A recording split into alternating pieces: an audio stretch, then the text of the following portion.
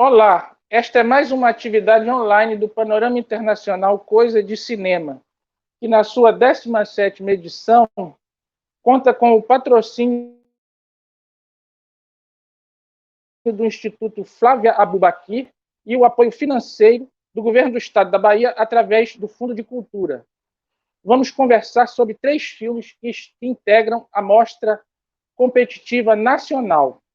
Os curtas Ritmo em Lapso, Perto de Você, e o longa Ossos da Saudade. Para conversar conosco, nós temos aqui a presença, e eu já agradeço de antemão pela disponibilidade, do Marcos Pimentel, realizador de Ossos da Saudade, o Cássio Kelme, realizador do curta Perto de Você, e a Alana Falcão e o Nemias Santana, do curta Ritmo em Lapso. Eu queria só passar uma informação para quem nos acompanha, que essa atividade online está sendo gravada e não vai sofrer qualquer tipo de edição. Então, eventualmente, se no decurso da conversa surjam algumas falhas técnicas, como queda de sinal, como delay entre uma pergunta e uma resposta, vocês, por favor, compreendam que é uma contingência da conjuntura que nós vivemos, das circunstâncias que nos obrigam a transferir do ambiente caloroso da sala de cinema, onde ocorriam esses debates, para esse espaço virtual online. Eu também queria propor para a dinâmica do bate-papo uma estrutura que a gente pode ir ajustando ao longo da conversa, que basicamente consiste em eu fazer uma breve apresentação na forma de um parágrafo, que é uma observação, é a minha, digamos assim, bússola para o início do debate, e eu vou ler um parágrafo que eu escrevi sobre cada um dos filmes. E, a partir deles, eu oriento uma pergunta e aí todo mundo fica à vontade para participar. Eu vou começar com Perto de Você. Então, sobre o filme do Cássio, eu escrevi: filme de transição, um diário íntimo, de travessia entre pai e filho, que diante da câmera, mas no sentido mais ancestral, desnudam as relações socioafetivas e também umbilicais. Um olhar que demanda do espectador uma cumplicidade quase invasiva. Cássio, bem-vindo ao Panorama, bem-vindo a esse nosso encontro, essa nossa conversa. A primeira questão que eu gostaria de trazer para o nosso bate-papo diz respeito à impressão que eu tive de que, basicamente, esse filme que você fez, ele é uma carta de amor ao seu pai e, absolutamente, ele é algo que você utiliza o cinema para, digamos assim, mediar. E tudo gira em torno da imagem, né? da evidência da imagem. Porque a imagem no filme, ela não só demonstra, né? ela é um afeto em si. Então, nesse sentido, você acha que a arte ainda mantém aquele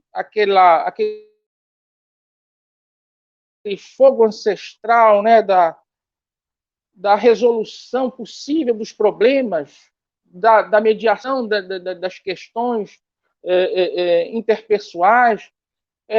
Você fez esse filme assim para falar com seu pai através da câmera? Oi, Adolfo, obrigado pela pergunta, obrigado pelo convite do Panorama. Estou muito feliz de estar aqui. Antes de tudo, agradecer rapidamente. Feliz de conhecer a Lana, Neemias, Adolfo, de reencontrar o Marcos, que foi meu professor na ECTV em Cuba. Então é uma alegria poder ter esse encontro mesmo que virtual e com todo mundo que está assistindo, né? Sobre. É interessante que você fala que é uma carta de amor, porque a estrutura inicial do filme era uma videocarta, realmente. Tinha uma voz em off e eu falando, fazendo uma carta para o meu pai, tentando explicar tudo o que estava acontecendo comigo. E sim, de fato, o filme, no fim das contas, tinha essa. Uma das intenções era poder contar para o meu pai sobre a questão da minha transição. E de fato, através do filme, eu acabei contando. De fato, assim. De fato, o filme serviu para isso em última instância. Eu acho que sim, que a arte ainda tem esse papel, sim, pelo menos para mim, sim, o filme evidencia isso, né? Eu acho que a arte ajuda a gente a elaborar as nossas angústias, tanto a nível individual como coletivo, porque eu acho que o filme vem de uma pulsão de eu ter que filmar aquele momento que eu estava sentindo, mesmo sem saber muito bem para quê. Quando eu estava filmando, eu não estava pensando que era uma carta, né? Eu estava assim, eu sentia que eu devia filmar aquilo. Então era muito mais instintivo. Claro, o instinto é de uma pessoa. Eu trabalho com cinema há 10 anos, né? Então acho que esse instinto também vem do cineasta, que é parte do que eu sou. Mas também, na hora de montar o filme e decidir realizar, partiu muito de um amigo meu que disse: eu acho que você devia contar essa história. Eu estava na dúvida se eu devia me expor meu pai, como é que eu ia lidar com as questões, se eu ia ter fôlego para entrar nessa edição no material tão pessoal, né? E meu amigo falou: eu acho que outras pessoas transmasculinas iam se identificar com a tua história. Então, não só a nível individual, como também coletivo, né? Eu acho que sim, uma das funções da arte é essa.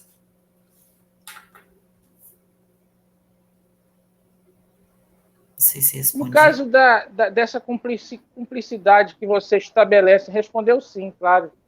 Muito obrigado pela resposta, Cássio. Uma outra questão, com relação a essa cumplicidade, né, a um determinado momento do filme, você pergunta para o seu pai: te incomoda eu estar te filmando? Né? E isso é uma questão que fica ali latente em muitas produções. Eu me lembro, por exemplo, que o Wim Wenders, no filme de Nick, foi muito questionado por filmar a morte do Nicolas Rey assim tão de perto, e sempre há esse risco, né, da vampirização daquela cena, daquele ambiente familiar assim. Você desenvolveu alguma estratégia assim, específica? Você falou que é muito instintiva nessa sua relação, mas do ponto de vista assim dos meios, você desenvolveu alguma estratégia específica assim para delimitar até onde a sua câmera poderia ir? É, eu acho que eu realmente deixei isso na edição para mostrar que isso é parte do processo também. Eu acho que é um pouco de um desespero meu de tentar me aproximar do meu pai, ao mesmo tempo que acaba sendo invasivo, né? Em algum momento. Tipo, então eu falei para o meu pai, eu falei, pai, quando eu comecei a filmar, né? Eu não falei para ele, estou fazendo um filme que vai falar, sei lá, da minha transgeneridade, porque, enfim, parte do filme era que eu não conseguia falar sobre isso.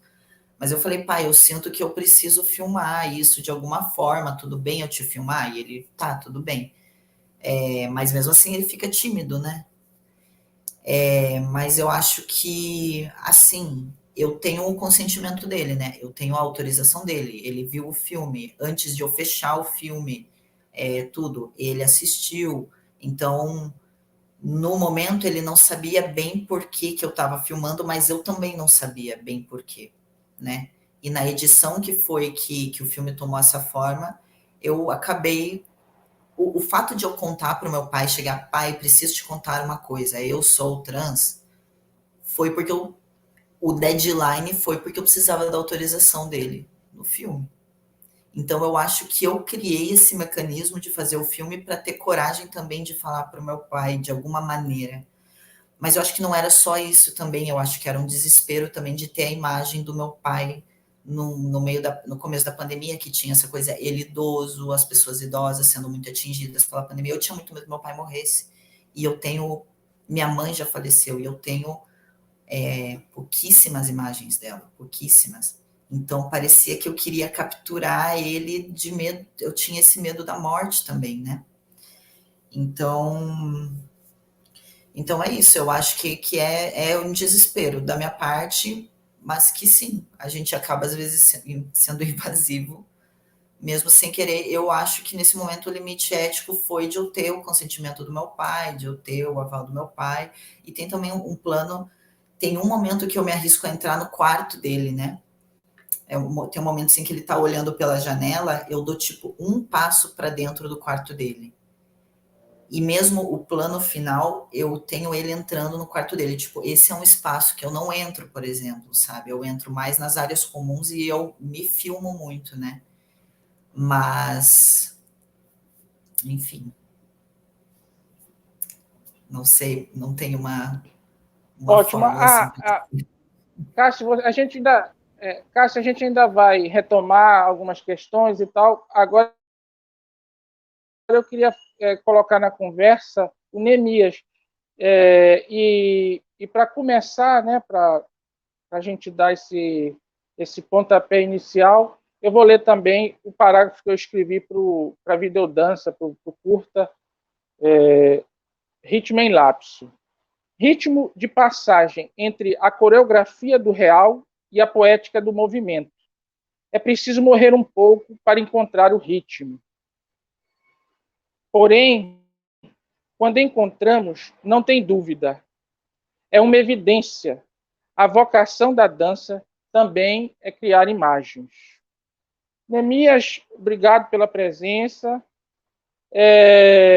A minha primeira impressão, a minha primeira curiosidade em torno da obra de vocês é se, do ponto de vista prático, vocês assentaram a decupagem, a definição dos ângulos, dos planos, da própria maneira de montar aquele material, a partir de uma coreografia já pré-existente, ou vocês levaram em conta todas essas questões de decupagem audiovisual para elaborar essa coreografia?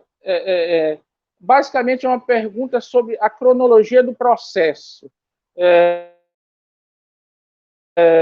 O que surgiu primeiro? A coreografia ou a ideia de transformar essa coreografia num, não digo um produto, mas numa obra, né, nessa transversalidade, né, dentre as linguagens que o curta traz, se isso, como se deu esse processo? Assim? Bem-vindo. Oi, Adolfo, obrigado pela pergunta. Obrigado, Panorama, pela possibilidade. Fanzoca de carteirinha participando, eu me sinto muito honrado. Eu vou tomar duas liberdades antes de responder. A primeira é que eu não posso falar nunca sozinho, porque esse é um filme feito em co-direção. Então, a Lana Falcão está aqui, eu só queria deixar aberta a possibilidade de intervenção, oficializar o que na prática já é fato. A possibilidade de intervenção, de correção, de concordância ou discordância. Porque essa é a metodologia do nosso trabalho continuamente, de fato. E nós somos um coletivo, uma plataforma, nós somos um ajuntamento de pessoas. Nós viemos da dança, nós somos da dança, basicamente. E de forma que é complicado te dizer, eu não sei se Eu não sei se é complicado exatamente, é só impreciso eu te dizer de onde veio, porque apesar de virmos da dança, a gente sempre teve muito interesse na visualidade, nas visualidades de um modo geral. E o cinema sempre foi uma linguagem que interferiu muito definitivamente nas nossas escolhas estéticas, enquanto coreógrafos, enquanto dramaturgistas, enquanto criadoras, enquanto dançarinas, é parte do nosso imaginário, é parte do nosso referencial. Então, te dizer, já existe uma obra antes do filme, e o filme se... esse é outro ponto. O filme se chama, tem um nome inteiro, assim, que é Estio, Rito em Lapso. Eu vi a sua anotação a partir do ritmo, eu super agradeço, porque para a gente acaba virando mais uma camada da percepção. E é um elemento que está ali, de fato, presente, é um elemento recorrente na dança. Mas a gente chama de rito em lapso, porque é exatamente o que a gente tenta construir e porque existe uma obra anterior, chamada Estio também. Então já existia um trabalho coreográfico para palco, mas esse trabalho que foi para o palco, ele também existe sob influência do cinema, de alguma forma. Então, o modo como a gente pensa a visualidade, a espacialidade, a iluminação, o que se veste, as referências das nossas narrativas, a gente se interessa muito, a gente trabalha com um coletivo chamado Nico Laboratório, que é a partir de onde nós criamos essa plataforma. Somos 3 diretoras nesse trabalho, somos eu, Alana Falcão e Melissa Figueiredo, e todas somos apaixonadas por cinema e visualidades e vídeo. Então, quem sabe, não tenho certeza de te responder se veio o ovo ou a galinha, sabe? Porque é nesse lugar. A coreografia, quando ela nasce para o palco, ela já nasce com a série de referências do cinema. Quando a gente vem para o audiovisual, de novo, quando a gente retorna para criar ela, ou para fazer uma nova a partir dela, que esse era o interesse, algumas coisas já estão ali. Outras coisas surgem e vão sendo reajustadas, assim. Essa é uma relação dialógica. A gente não sabe quem veio primeiro, nem nas nossas danças, e agora também nem nos nossos filmes.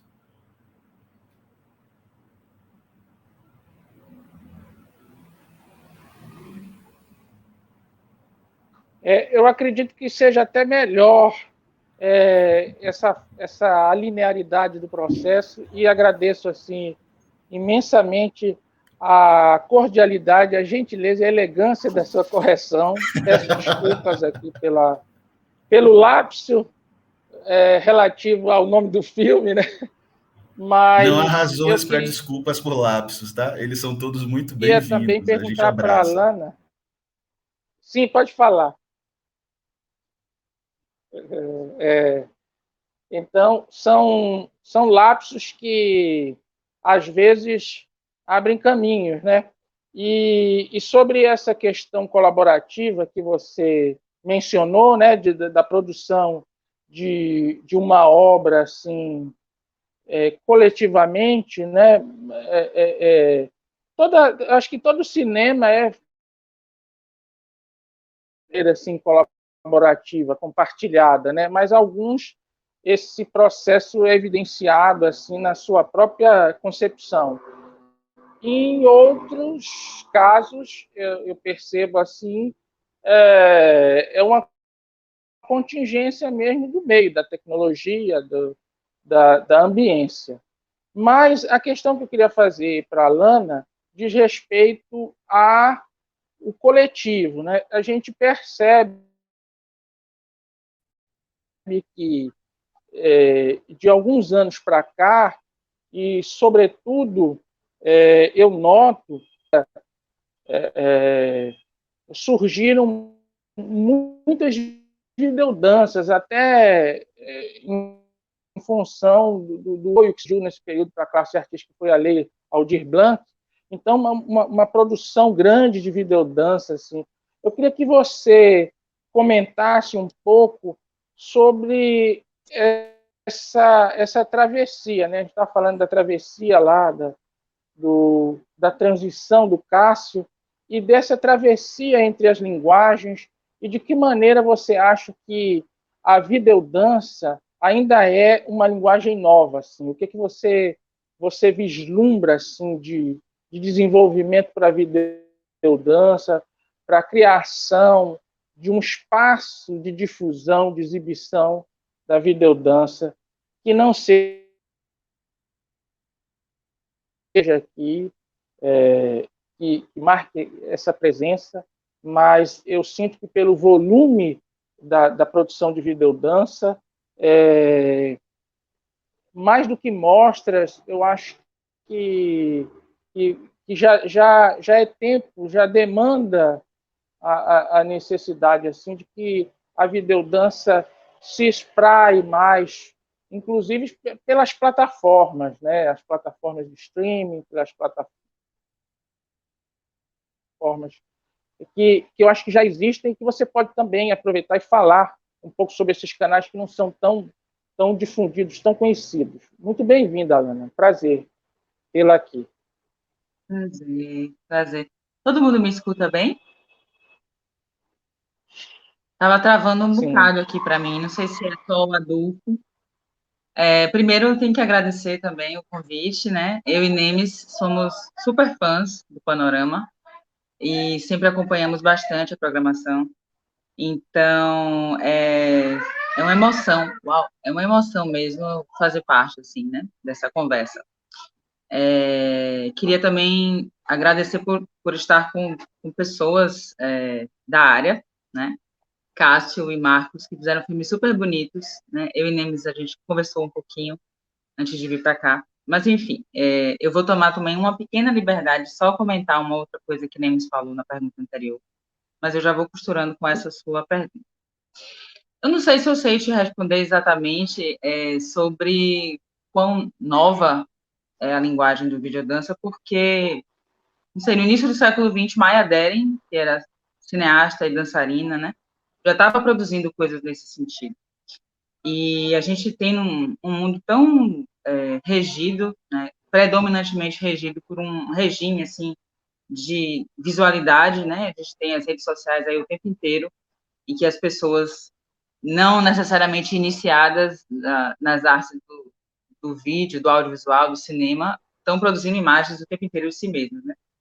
Então, acho que a dança, ela se beneficiou, em certo sentido, dessa atualização que a pandemia pediu, e falo por nós, acho que no NIE, que é o nosso coletivo, a gente se viu quase que obrigadas, assim, a repensar o que a gente vinha fazendo para os domínios, de fato, do audiovisual, né?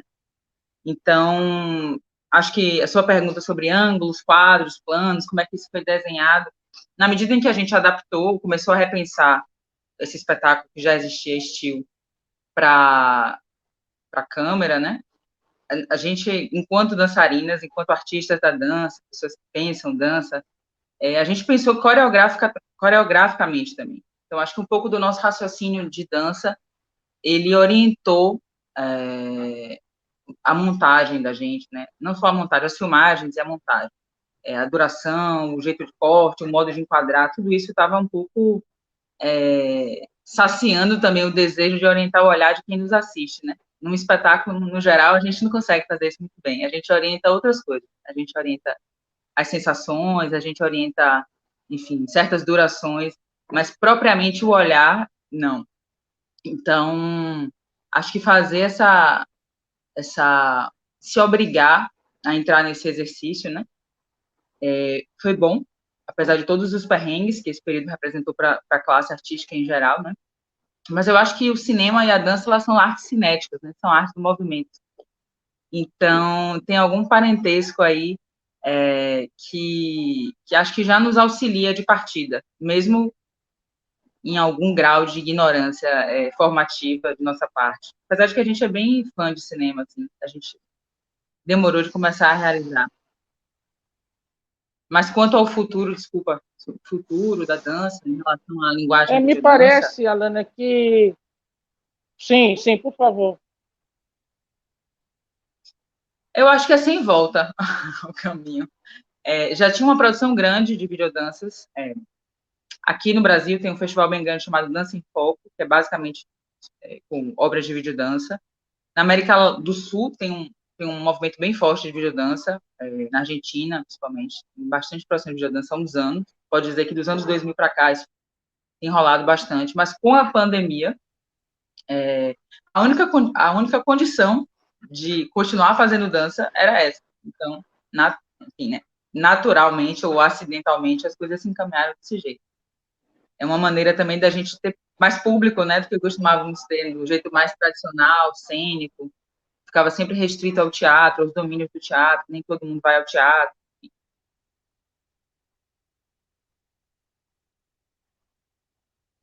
Pode falar, Adolfo. Desculpa, eu te interrompi.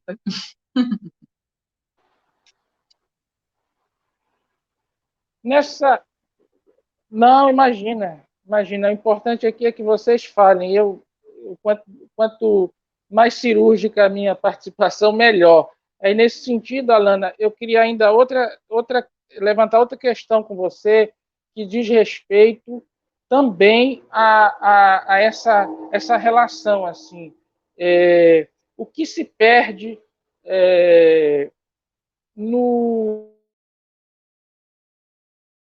de mediação relativo à dança que é o corpo, que é o movimento, que é a aproximação, inclusive dentro dos limites entre palco e público, mas que é um ambiente assim, digamos, mais carnal. De que maneira essa fria da câmera, e a gente está falando muito de mediação aqui, porque eu acho que é mais ou menos o que consegue perpassar essas três obras, né, e reuni-las nessa mesma sessão.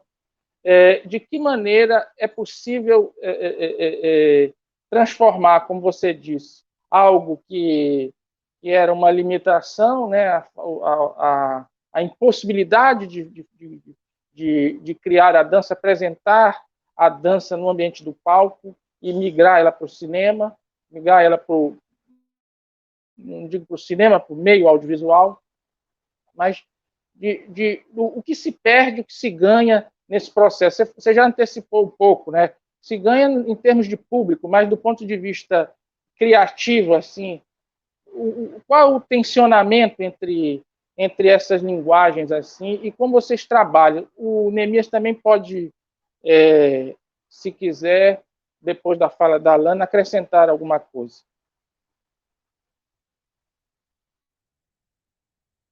Vamos lá, o que se perde? Eu acho que se eu disser que a gente perde alguma coisa, talvez eu esteja nos traindo, né, Nemes? Talvez eu esteja nos dando um grandíssimo tiro no pé. Mas, assim, com certeza, um dos trunfos das artes do corpo é a presença, né? A presença é um negócio muito poderoso. Um tipo de troca que se estabelece na presença, né, no acontecimento cênico, é um negócio muito especial mesmo, que a gente fica estudando aí esse desafio de transpor o acontecimento que a presença do performer, da dançarina, instaura, né, na câmera. Isso aí é um desafio. E acho que tem uma coisa engraçada, que a dança ela sempre foi, durante muito tempo, não vou dizer sempre, durante muito tempo ela foi, digamos assim, marcada por esse traço da efemeridade. A dança é um negócio que acontece e desaparece. Ela acontece e ela morre no instante em que ela acaba, né? Um acontecimento único, tal, irrepetível. Só que aí, quando a gente juntou a dança ao audiovisual, opa, esse elemento tão cardinal, assim, tão fundamental, de repente não fazia mais sentido e continua sendo dança, né? Então, esse traço da efemeridade dá uma desaparecida e a gente começa a lidar com uma certa permanência, né? Que a dança se fortalece com isso, né? A gente ganha registro, a gente ganha não só enquanto registro, mas enquanto linguagem, começar a se pensar a linguagem da dança a partir do audiovisual, acho que é um outro pensamento, que não dá para concorrer muito com a dança, digamos, presencial, eu acho que elas se somam, elas se fortalecem. Acho que as pessoas tendem a gostar mais e a querer mais dançar, porque estão vendo dança, tendem a correr mais para ver dança presencial, porque estão vendo mais dança, porque foram apresentados a dança no audiovisual. E acho que, no nosso caso, por exemplo, a gente já tinha um interesse bem grande em narrativa e em dramaturgia, né? Que não é um traço exatamente de todo mundo que faz dança, né? As pessoas têm escolhas distintas, mas no nosso caso é poder ter o privilégio de pensar dramaturgicamente a partir da montagem, a partir de um negócio que vai se configurar como um vídeo,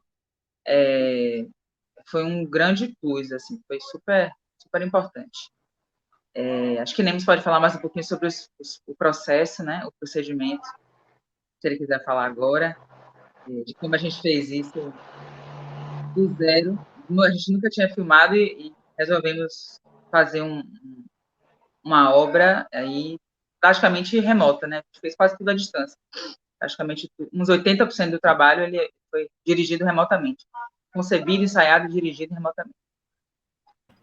Eu concordo, eu acho que eu concordo com Lana. Eu acho que a gente tem mais a ganhar do que a perder, na verdade. Inclusive, a Bahia é um polo muito importante assim, de produção, de videodança, mais especificamente, ou de pesquisas entre dança e audiovisual. Perdão o barulho, tá? Aqui está rolando reforma bem do lado, então se vier uma voz junta, talvez eu concorde com os obreiros aqui do lado. Mas eu acho que tem muitos ganhos, acho que tem outras possibilidades de olhar para os modos de se fazer, para a gente, por exemplo, na Parece realização. que o Neemias ele não está conseguindo falar conosco, será? Vocês me Vamos ouvem? aguardar um pouco. Eu tô ouvindo o Neemias perfeitamente, gente. Inclusive a sirene, tudo rola, mas a sua voz chega para mim perfeita aqui. Bem, Para mim também tá ok. sim, Então, ótimo, vou está levar de o volta. fluxo da fala. E aí, Ótimo. por exemplo, a gente precisa, na verdade, é muito mais a gente aprender a talvez revisar, atualizar, modificar, adaptar metodologias mesmo. Assim. A dança sempre esteve muito aliada a várias outras linguagens. Eu acho que um dos principais ganhos, inclusive, é a possibilidade do registro, porque diante das linguagens todas, a dificuldade com a notação e com o registro de uma obra de dança, que sempre foi uma recorrência, era uma das razões, historicamente, que deixou a linguagem um pouco mais afastada de desenvolvimento, por exemplo, de pensamento em torno dela, de modos de difusão, porque o texto e a imagem são referências de acesso muito poderoso, né, com os quais a gente lida cotidianamente. Não é à toa que a gente usa as nossas linguagens, a verbal e a escrita, e a gente se relaciona muito com o mundo a partir do que a gente vê, do que a gente percebe do olhar. Parece ser muito rápida esse tipo de conexão, né? E a gente, assim que isso é acessado, nesse lugar também, para além da criação artística, mas como possibilidade de registro, abraçar isso como metodologia de produção, de realização, eu acho que tem muito a se ganhar. A gente já vem fazendo isso há algum tempo, as vídeos danças nascem junto com o cinema, Loy Filler que o diga, mas eu acho que, por exemplo, para a gente aprendeu metodologias, a gente teve que desenvolver, a gente já tinha aproximação com outras linguagens audiovisuais de alguma forma, especialmente por conta da universidade, que é um polo muito importante de videodança na América Latina, a Escola de Dança da UFBA, e é um polo importante de pesquisa nesse sentido, e a gente desenvolveu uma criação toda remota. O elenco precisava entender um pouco de enquadramento, de movimento, como usar seu próprio celular. A maioria imensa das imagens é feita a partir de celulares, dos mais diversos. Então, entender luz, qual período do dia, até o movimento mais simples de uso de uma claquete. Tudo isso a gente precisou entender no ato de realizar. Isso tudo foi sendo adaptado e novas demandas e surpresas iam surgindo no ato de criação. Então, por mais familiares que estejamos com as visualidades e com o uso da câmera, em dançar para a câmera, dado aí o reino das redes sociais e das danças para redes sociais. Isso é um mercado enorme, inclusive, mas entender na metodologia de registro mais aproximada do que o cinema já desenvolve há tanto tempo, com tanto primor, a gente precisou adaptar as nossas metodologias criativas mesmo. E me parece natural que o caminho também seja por aí.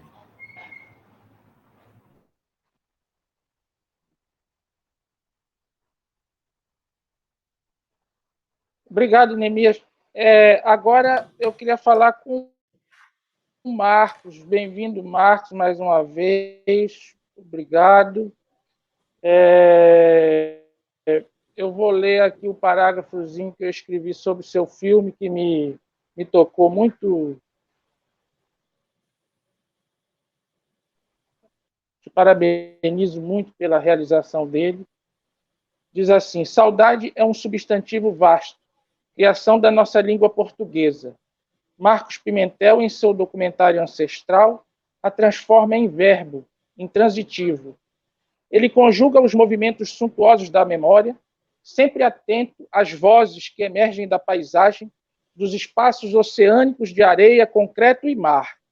E como numa escavação cuidadosa, encontra o extrato visível, rastreável do nosso olhar para o passado e para o que muda constantemente, o real. A primeira pergunta que eu te faço, Marcos, diz respeito a uma opção sua que me impressionou muito, que é essa sua escolha de usar uma narrativa com depoimentos em off. E eu me pergunto se essa opção de você romper com aquela estrutura clássica, né, do depoimento mais jornalístico, mais linear, né, tem a ver com a precisão, a clareza, a poesia mesmo dessas pessoas, dessas 6 pessoas que você conseguiu reunir no filme.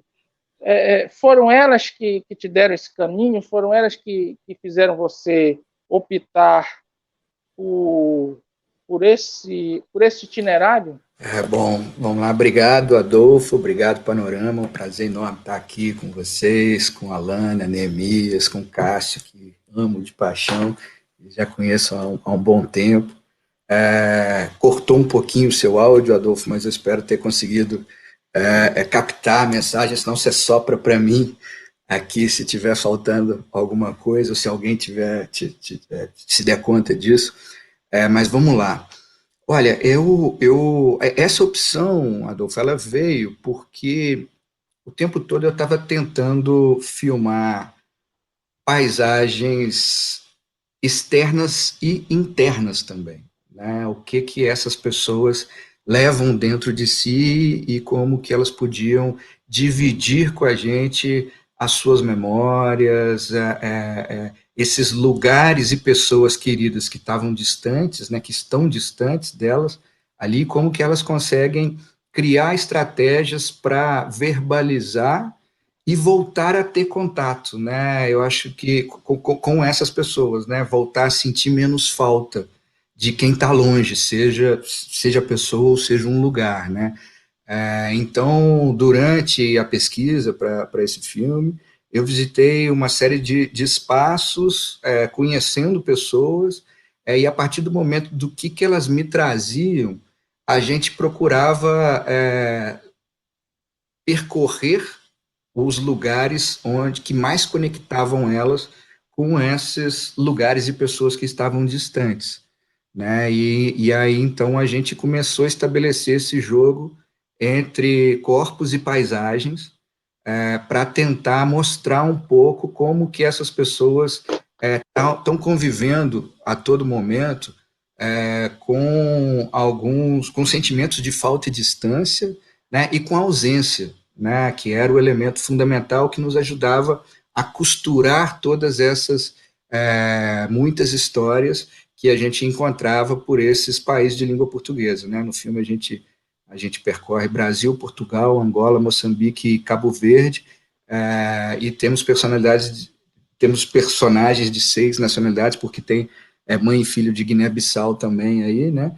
E a gente começa a flutuar, a navegar pelas memórias deles, mas também pelos lugares onde eles mais ajudam eles a recordar quem está ausente, quem só pode ter contato na memória. Para mim, o tempo todo era como se a gente estivesse realizando um filme sobre lugares e pessoas fantasmas que estavam a ponto de desaparecer da memória, né, das imagens mentais que essas pessoas tinham, e que elas, ao recordar e ao percorrer algumas paisagens, voltavam a ter contato com essas pessoas, esses lugares que estavam distantes. Então, eu acho que foi um jogo que se deu a partir do momento que eu conheci esses personagens e comecei a ter contato com o que eles mais sentiam falta, né? Com as saudades que eles tinham e com a memória, principalmente, né? Eu acho que o ato de recordar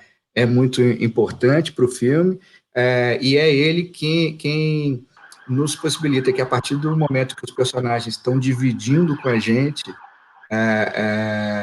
esses momentos de recordação, como se a memória fosse praticamente o alicerce da construção do filme, a gente conseguia falar dessas ausências que eram muitas e que estavam presentes neles e nas paisagens que eles frequentam também, né? A gente tem o tempo todo ali, eu acho que essas imagens acabam funcionando como imagens como metáforas de tudo que eles estavam frequentando, né? Tudo que eles estavam experimentando, ruínas, a cidade que está sendo engolida pela areia, o mar, que é muito importante para todos esses países, né?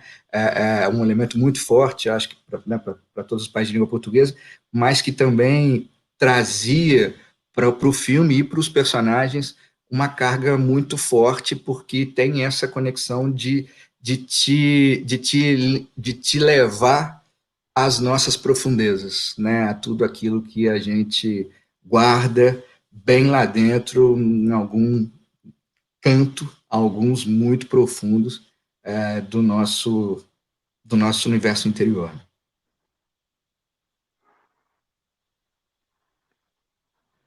Marcos, eu acho que a gente também pode ver o seu filme como uma espécie de celebração, né, desses encontros com aquelas personas, e isso faz lembrar para a gente que cinema, né, que arte também é encontro. Eu queria que você falasse, como documentarista, como criador, como artista, um pouco sobre a importância, né, de estar sempre aberto a esses encontros e de que maneira você já mencionou isso nessa sua primeira intervenção, dizendo de que maneira esses encontros eles vão moldando, né? Eles vão criando essa ossatura poética da obra. Assim, de que maneira a gente pode se preparar para esses encontros assim? Porque eu acho que a vida nos oferece, via de regra, muito material assim para a gente criar, mas nem sempre a gente está atento a isso, né? E quando a gente percebe alguém que consegue aproveitar, consegue, digamos assim, se apropriar dessa generosidade da natureza, dessa generosidade do contato humano, é sempre, de alguma maneira, comovente. Então, eu queria que você falasse um pouco sobre a importância dos encontros na definição da sua mise-en-scène e da sua própria poética. Olha, Adolfo, eu gostei muito das suas ponderações aí, porque eu acho que documentário é a arte do encontro, né? É o encontro dos dois lados da câmera ali, do lado que está atrás com o lado que está na frente, né? Esse e qualquer outro filme que já fiz não podia nunca chegar a existir se não fosse os personagens, né? Os sujeitos filmados que estão ali dividindo com a gente tudo que eles têm de mais íntimo e precioso, que são seus conteúdos interiores.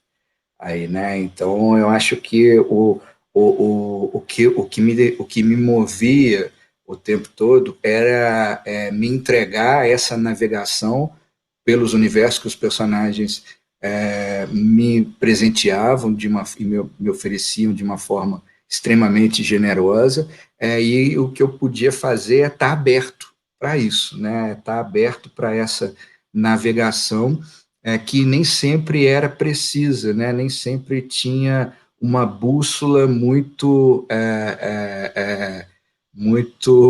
que pudesse nos guiar para um caminho que fosse mais reto e objetivo, porque como a gente está trabalhando com memória o tempo todo, né, tem esses territórios pouco nítidos, muito imprecisos e oscilantes, né, desses conteúdos que a gente não tem controle sobre eles, e algumas vezes emerge uma coisa, outras vezes submerge, né, a gente não tem controle sobre eles, né, são atos involuntários aí, que a gente trazia isso para a linguagem do filme também, né, na época, quando a gente estava montando, o tempo todo a gente pensava nessa estrutura labiríntica que respeitasse também o fluxo do pensamento e do ato de recordar, né, onde a gente nem sempre vai diretamente ao assunto ou não sabe exatamente por que aquilo aflorou naquele momento, né, e precisa de um tempo, de algumas curvas para até conseguir chegar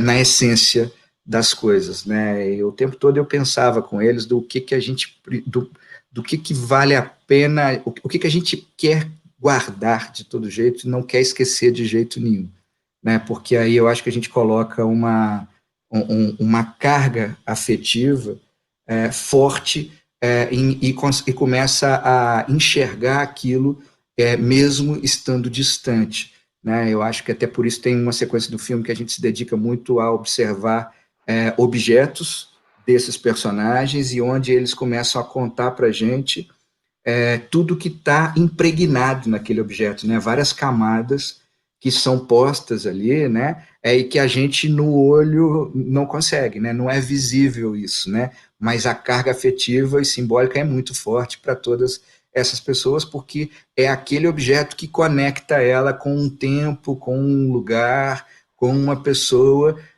que não está presente naquele momento ali, né? Então ajudava a gente a estruturar essa ausência como se fossem todas peças de um quebra-cabeça que é assumidamente incompleto, né? Porque a gente está falando de falta, de incompletude o tempo todo, né? Mas que nos davam pistas para que a gente se aproximasse dessas pessoas e dos seus universos particulares. Eu acho que das coisas que mais me motiva enquanto documentarista é pensar em como filmar o interior das pessoas, né, dos personagens aí. Eu acho que isso é uma coisa que o tempo todo, quando eu me proponho a fazer um trabalho, eu estou atento a isso nessa história especificamente me ajudavam muito a esse encontro com esses personagens, porque são eles que vão nos mostrar como é que essa história precisava ser filmada, né? Eu venho de muito tempo fazendo filmes que são praticamente mudos, que prescindem da palavra, que são extremamente contemplativos e silenciosos, tirando o Fé e Fúria, que é uma experiência de 2019, que é muito verborrágico, porque precisava da palavra para que aqueles corpos pudessem gritar para o mundo as muitas opressões que vinham e vêm sofrendo há séculos, né? Os últimos filmes, tirando o último especificamente, são extremamente silenciosos, mas nesse filme eu sentia que eu precisava da palavra para essa construção, né? E aí houve, voltando um pouco na conexão com a primeira pergunta que você tinha feito, eu acho que os personagens me mostraram como é que essa palavra tinha que estar presente no filme. Era um filme onde a gente queria escutar muito eles e usar essa palavra para que ela habitasse ou rehabitasse esses espaços que estavam já em decomposição e já estavam ruindo, já estavam se esvaindo de alguma forma para que a gente, através disso, conseguisse sugerir ou remeter a essas paisagens e conteúdos internos de cada um dos personagens.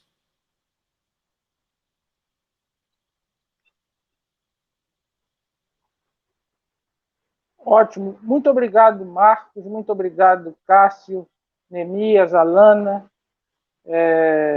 Desejo que os filmes de vocês encontrem o público, que esse encontro seja tão belo quanto a realização, tão belo quanto as coisas que vocês propuseram e compartilharem através desse meio, né, de expressão que é o audiovisual. Então, aqui a gente se despede, desejando a todos um ótimo panorama e sempre muita saúde e muita arte. Adolfo, se me permite, eu posso fazer só um comentário? Antes da gente...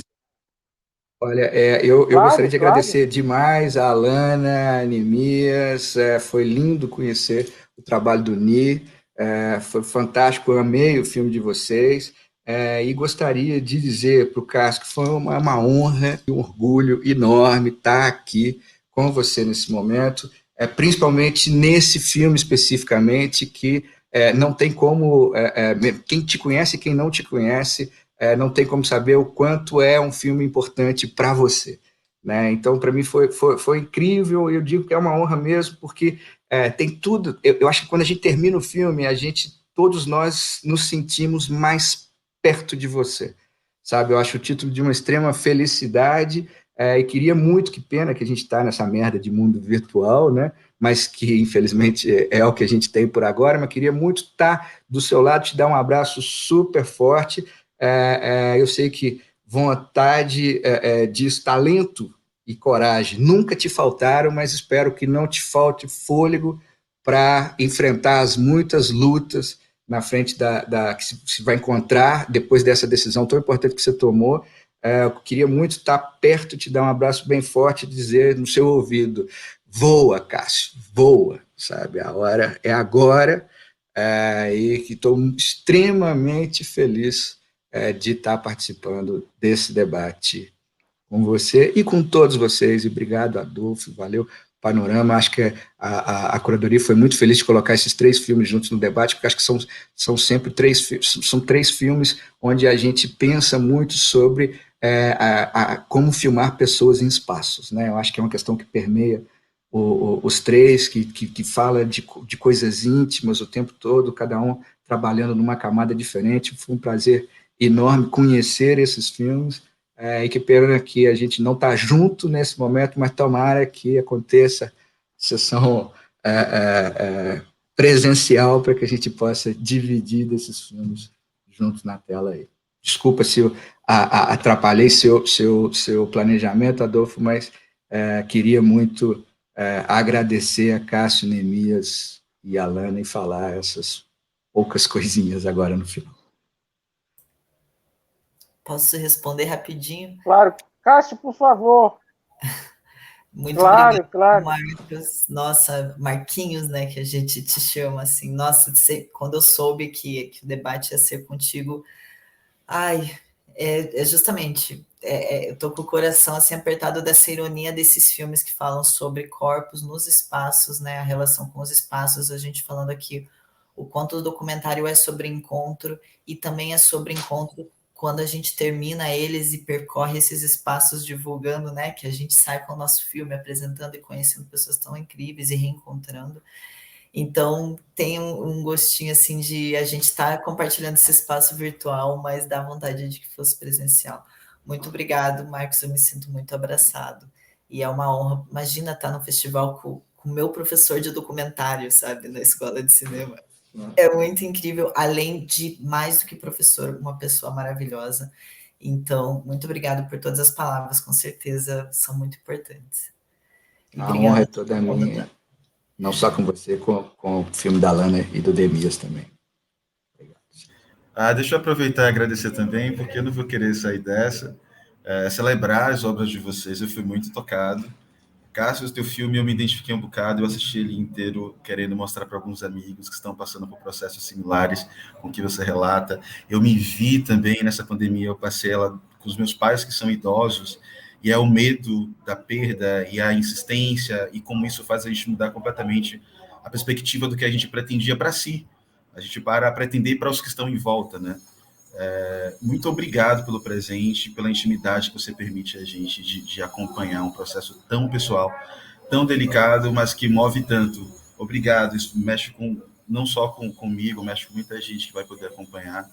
Marcos, eu fiquei completamente seduzido pela sua dinâmica, pelo modo como você filma os espaços, como você trata as pessoas na sua obra, pela possibilidade de ampliar. A sensação que eu tenho é que eram presenças ampliadas, e aí eu concordo contigo e com o Cássio, eu acho que os trabalhos estão ambos tratando sobre presenças, ausências, encontros, espaços esvaziados, espaços preenchidos, muita saudade permeia todos eles, uma melancolia, um banzo que está costurando esses trabalhos. Então eu agradeço ao Panorama, agradeço a tia Adolfo, agradeço a tia Ilana, que é parceira de anos e que, se não fosse esses encontros, é no encontro que a gente consegue realizar.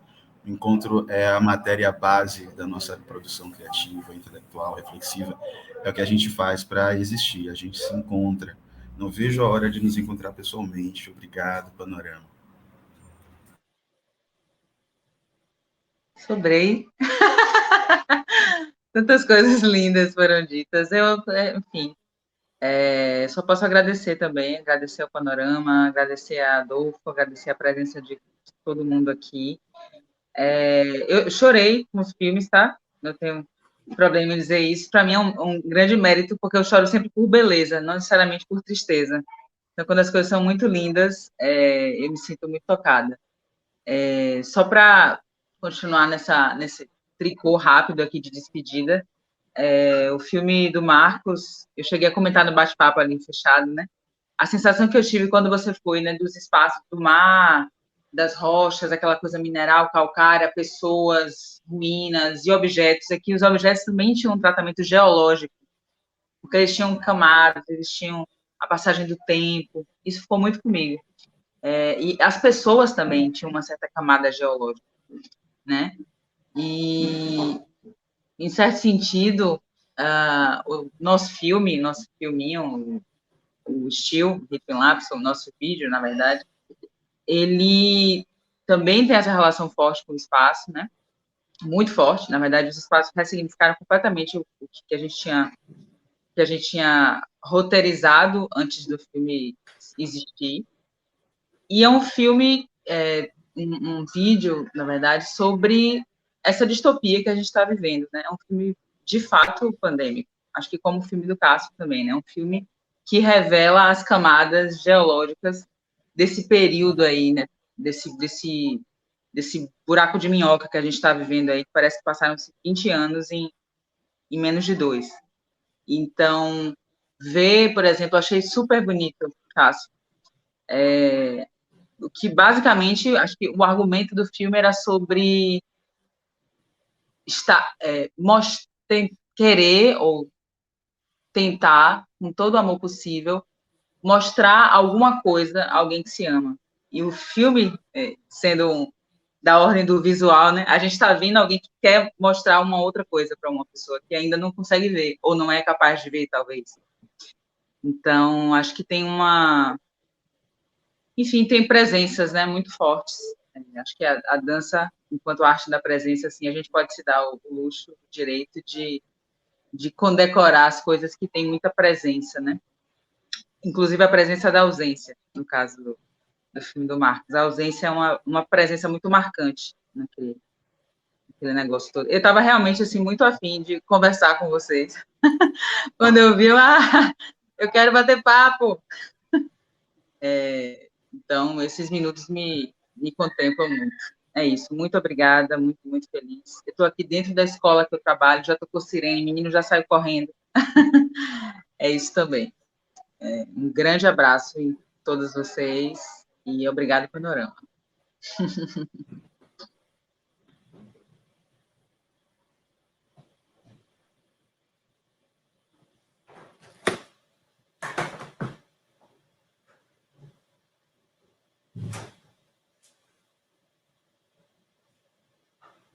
E aí, parece que a Adolfo caiu, né? Diego volta para encerrar para a gente. Faz o fechamento, Marcos.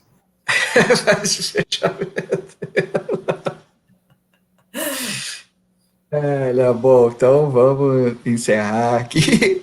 Né? Chegou a mensagem do Diego aqui, dizendo que podemos encerrar, né? Vamos fechar. Que pena que não estamos todos juntos. mas de alguma forma estamos muito juntos, né? Acho que a gente podia encerrar com esse agradecimento à curadoria de ter colocado 3 filmes que dialogam tanto, uma felicidade incrível, isso, né? E que a gente consiga se encontrar proximamente, o mais breve possível, para dividir essas ideias, esses filmes e os comentários, né, que eles suscitaram, todos esses sentimentos tão bonitos que eles deixaram em cada um de nós, né? Então, acho que agora é só o Diego encerrar que a gente fecha aqui, né?